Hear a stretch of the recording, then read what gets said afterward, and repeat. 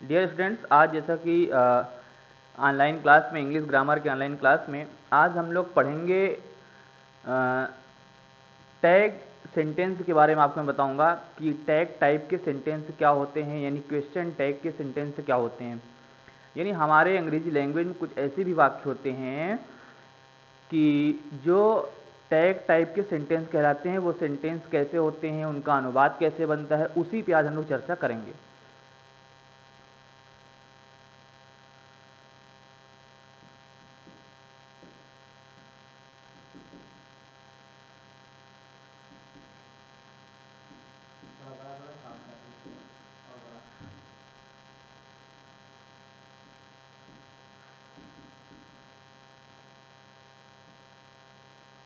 देखिए, ये आपका रहा sentence with tag question. Tag question वाले वाक्य, टैग क्वेश्चन वाले वाक्य क्या होते हैं, अब आपको हम एग्जांपल बता देते हैं।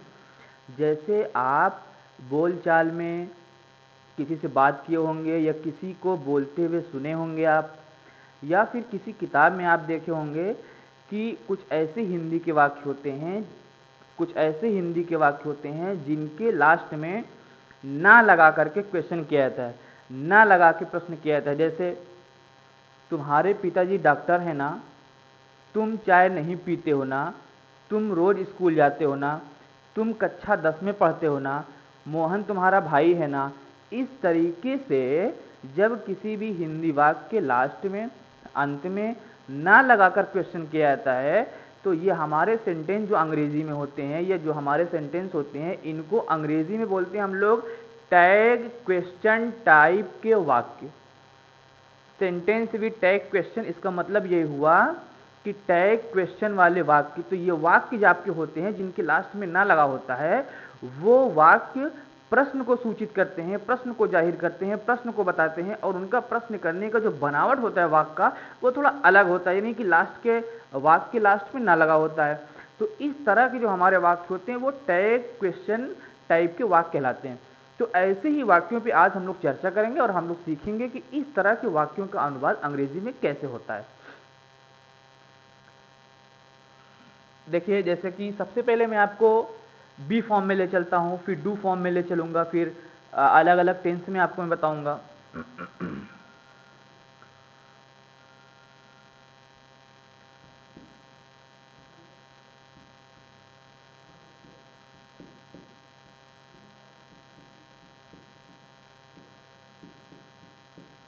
ये रहा आपका, मोहन तुम्हारा भाई है ना।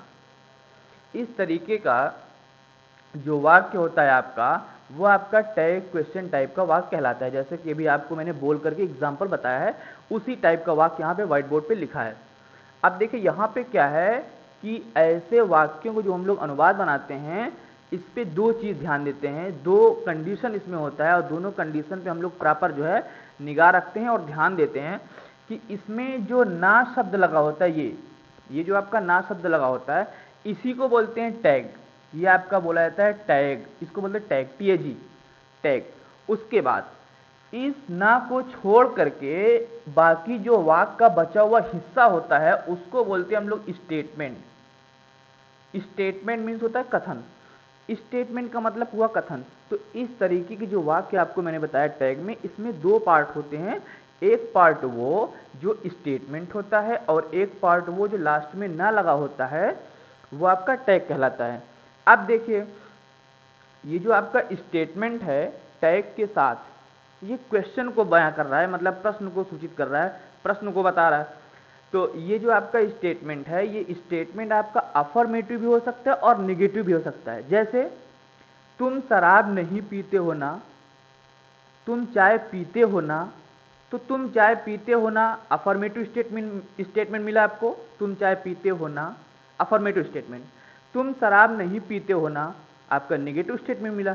तो आप देख रहे हैं कि यहाँ पे हमने जो वाक्य में दो पार्ट बनाया है, इन दोनों पार्ट में स्टेटमेंट आपका अफर्मेटिव भी हो सकता है और निगेटिव भी हो सकता है। तो जब हम लोग ऐसे अफर्मेटिव या निगेटिव स्टेटमेंट यानी टैग क्वेश्चन टाइप के वाक्यों का अंग्रेजी में अनुवाद करते हैं, तो सबसे पहले हमें यह ध्यान देना होता है कि हमारा स्टेटमेंट जो है वाक्य का, वो अफर्मेटिव है या निगेटिव है। जैसा हमारा हिंदी का स्टेटमेंट रहेगा सेम टू सेम हम लोग पहले वैसे अंग्रेजी बनाएंगे।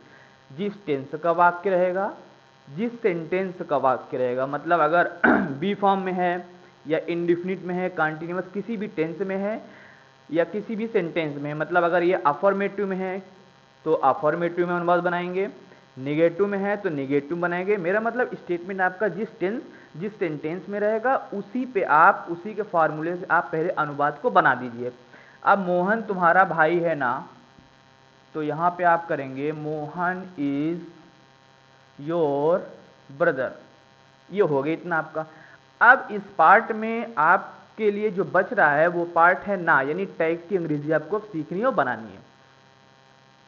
तो इसके लिए हम लोग क्या करते हैं, इसके लिए नियम ये होता है कि यदि स्टेटमेंट अफर्मेटिव है, यदि स्टेटमेंट अफर्मेटिव, जैसा कि आप देख रहे हैं कि आपका स्टेटमेंट अफर्मेटिव है, मोहन तुम्हारा भाई है, ये अफर्मेटिव स्टेटमेंट है। अगर आपका स्टेटमेंट अफर्मेटिव है तो टैग की अंग्रेजी आपको निगेटिव में रखनी पड़ेगी और यहां पे आपको कामा कर देना पड़ेगा, फिर रखना पड़ेगा। हाँ, तो मैं बता रहा था कि यदि स्टेटमेंट आपका अफर्मेटिव है तो इसके अपोजिट आपको टैग की अंग्रेजी निगेटिव में रखनी पड़ेगी, और यदि आपका स्टेटमेंट निगेटिव है तो टैग को अफर्मेटिव में रखना पड़ेगा, मतलब विदाउट नॉट। अच्छा, तो पहले हम एक बना देंगे तो आपको समझ में आ जाएगा। तो इसकी टैग की जो आपको अंग्रेजी बनानी है वो कैसे करनी है, क्या रखनी है। टैग की अंग्रेजी हम अपने स्टेटमेंट की सहायक क्रिया लेते हैं। हमारे स्टेटमेंट की जो भी सहायक क्रिया रहेगी, चाहे बी फॉर्म की हो चाहे डू फॉर्म की हो, ठीक है, डू डज हो, इज आर एम हो, वाज वर हो, विल शैल हो, एनीथिंग, कुछ भी हो, हमारे स्टेटमेंट की जो भी सहायक क्रिया रहेगी उस सहायक क्रिया को लेते हैं, प्लस स्टेटमेंट का हम लोग मतलब स्टेटमेंट का जो सब्जेक्ट होता है, स्टेटमेंट जो सब्जेक्ट होता है उस स्टेटमेंट के सब्जेक्ट को लगाते हैं। अब अगर स्टेटमेंट का सब्जेक्ट नाउन है तो यहाँ पे आप उसके लिए प्रोनाउन यूज कर सकते हो, जैसे कि मोहन है, ये मैस्कुलिन जेंडर का यानी पुरुष जाति का नाउन है, तो इसका प्रोनाउन आपको मालूम है कि ही हो जाएगा। Mohan is your brother, isn't he, isn't he. अब देखिए कैसे बन रहा है, मैंने बताया कि यदि स्टेटमेंट अफर्मेटिव है तो टैग को निगेटिव में करना पड़ेगा। आप देख रहे हैं कि आपका स्टेटमेंट अफर्मेटिव में है, टैग को आपको निगेटिव में ले जाना है। टैग को बनाने के लिए स्टेटमेंट की क्रिया लगाइए, और निगेटिव बनाना है तो क्रिया के साथ नॉट लगाइए। उसके बाद स्टेटमेंट का सब्जेक्ट रखिए, और स्टेटमेंट का सब्जेक्ट यहाँ पे मोहन है, तो यहाँ पे हम लोग जब टैग बनाते हैं तो प्रोनाउन रूप रखते हैं। अगर ऑलरेडी प्रोनाउन है तो वही रहेगा, अगर नाउन है तो प्रोनाउन रूप रखते हैं। ये हो गया आपका टैग अब निगेटिव में, ये टैग आपका निगेटिव में बन गया। और एक चीज इसमें ध्यान देते हैं हम लोग कि इसमें हम लोग जब भी यूज करते हैं टैग के लिए क्रिया और नाट, जो भी मतलब सहायक क्रिया और नाट को रखते हैं उसको हमेशा शॉर्ट फॉर्म में रखते हैं। शॉर्ट फॉर्म में जिसको बोलते हैं आप कंस्ट्रक्शन। ये कंस्ट्रक्शन का मतलब होता है संकुचन। अब संकुचन का मतलब क्या होता है, छोटा रूप। ये संकुचन, छोटा रूप, जिसको हम लोग कहते हैं कंस्ट्रक्शन। अब कंस्ट्रक्शन क्या होता है, जैसे इज प्लस नॉट बराबर इजंट, आर प्लस नॉट बराबर आंट, ये डू प्लस नॉट बराबर डोंट,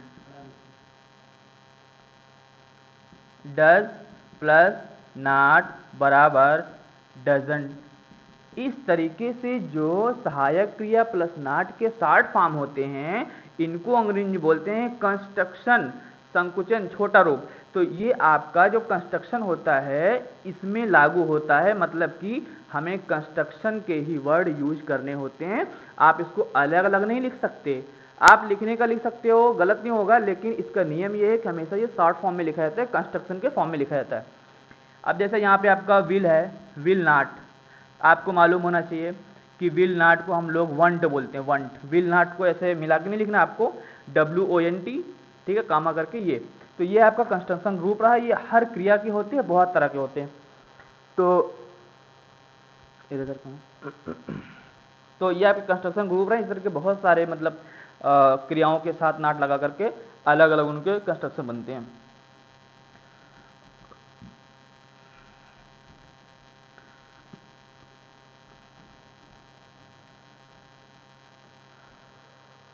अब देखिए आपको हम थोड़ा दूसरे टेंस में बताते हैं।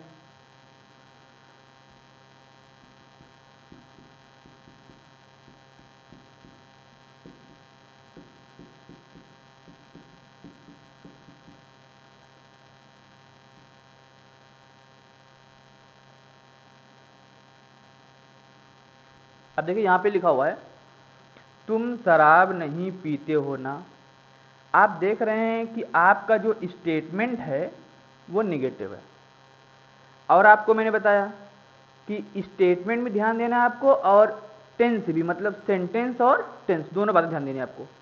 Sentence negative, tense present indefinite tense. यहाँ पे सेंटेंस अफर्मेटिव और टेंस प्रेजेंट मतलब टू बी फॉर्म का इधर हमको प्रयोग वाला।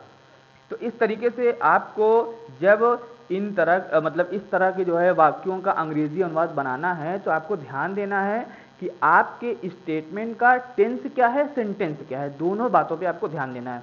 तो यहाँ पे आपकी स्टेटमेंट का टेंस प्रेजेंट इंडेफिनिट टेंस है, ठीक है, प्रेजेंट इंडेफिनिट टेंस है, और सेंटेंस आपका निगेटिव है टैग के साथ। तो अब इसका बनाते हैं हम लोग। जैसा कि आपको मालूम है ये प्रेजेंट इंडेफिनिट टेंस है, और प्रेजेंट इंडेफिनिट टेंस का निगेटिव जो ऑक्सिलरी होती है वो डज नॉट या डू नॉट होती है। यू डोंट या यू डू नॉट, आप कुछ भी कर सकते हो इसमें। You do not drink wine, तुम शराब नहीं पीते हो ना। यू डोंट ड्रिंक वाइन, क्योंकि यहाँ पे आप देख रहे हैं कि प्रेजेंट इंडेफिनिट टेंस का नेगेटिव है, इसलिए यू के साथ डोंट हो गए, यू डोंट ड्रिंक वाइन। अच्छा, एक चीज आपको ध्यान देना है, हमने बताया था आपको कि जैसा आपका स्टेटमेंट रहेगा अंग्रेजी वैसे बनेगी। स्टेटमेंट नेगेटिव, अंग्रेजी नेगेटिव, और जब टैग बनाओगे तो स्टेटमेंट के अपोजिट बनाओगे। कैसे?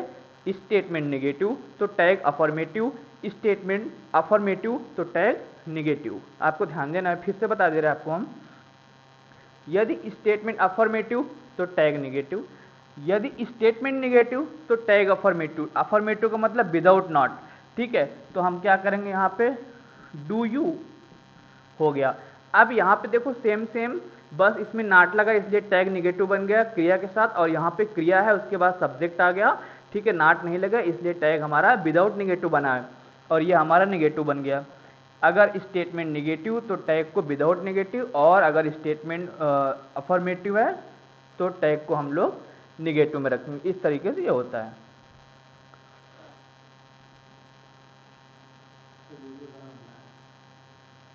एक वाक्य इसमें का आपको हम और बता देते हैं।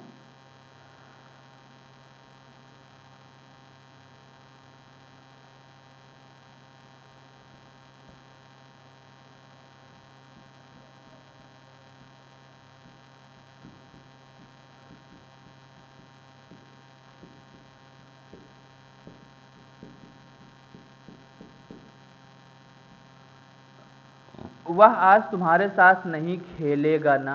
वह आज तुम्हारे साथ नहीं खेलेगा ना। वह आज तुम्हारे साथ नहीं खेलेगा। He will not play with you today. यहाँ पे निगेटिव है आपका, he will not play with you today. उसके बाद विल ही, देखिए यहाँ पे सब्जेक्ट आपका जो है यहाँ पे ही है, इसलिए हमने यहाँ पे विल ही कर दिया, ठीक है। स्टेटमेंट आपका नेगेटिव था फ्यूचर इंडेफिनिट टेंस में, तो हमने नेगेटिव बना दिया। वह आज तुम्हारे साथ नहीं खेलेगा ना। He will not play with you today, will he